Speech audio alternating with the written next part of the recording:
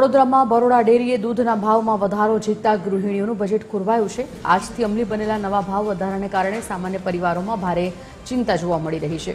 ગૃહિણીઓનું કહેવું છે કે મોંઘવારીના જમાનામાં દૂધ જેવી પાયાની જરૂરિયાત મોંઘી થતાં ઘર ચલાવવું મુશ્કેલ બનશે।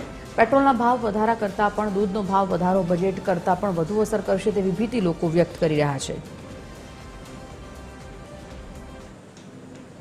तो हवे तमे दूधना भाव कहो तो ए अकॉर्डिंगली अमारे बाळकोने सवारे कि हाउसवाइफ तरीके कि अमारा हस्बन्ड्स छे तो अमे जोवुं पड़शे कि भाई एटलुं छे तो पछी अकॉर्डिंगली अमारे आगळनो दिवस केवी रीते जशे। जे कि शाकभाजी छे बीजा कई परचेसिंग तमे करशो तो एक अकॉर्डिंगली अमारे जोवुं पड़े छे। थोड़ी तकलीफ तो पड़े छे, दूधनो भाव वधी गयो छे। आगळ बीजुं बधुं कई बी लेवुं करवुं होय मीठाईमां बधामां ज भाव वधी जाय छे। दूधनो भाव वध्यो छे एने लीधे तो थोड़ो दूधनो भाव घटे एनी माटे अमे ઈચ્છા રાખીએ છીએ કે दूधनो भाव ओछो थाय तो वधारे सारुं। જે લેડીઝનું બજેટ છે તો છે જ। હવે અત્યારે વેકેશન ચાલી રહી છે, છોકરાઓ ઘરે છે, સિનિયર સિટીઝન્સ ઘરે છે, આટલો તાપ પડી રહ્યો છે તો દૂધ તો જોઈએ ને।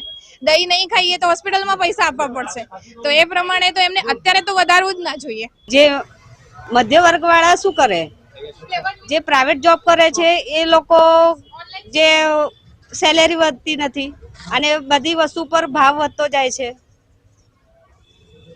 જો ગરીબ માણસ શું કરે, કેવી રીતે એમના બાળકોને દૂધ આપે।